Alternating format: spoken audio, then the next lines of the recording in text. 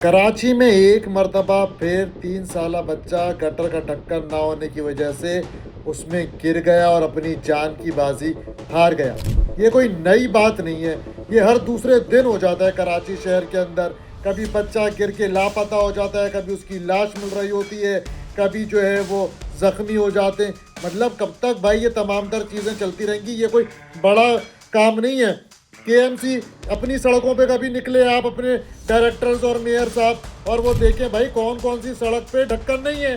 Town chairman अपने अपने town की गलियों में निकले, ठंडी मशीन वाले कमरों से निकलेंगे तो पता लगेगा ना कौन सी गली मोहल्ले के अंदर गटर का ढक्कन नहीं है।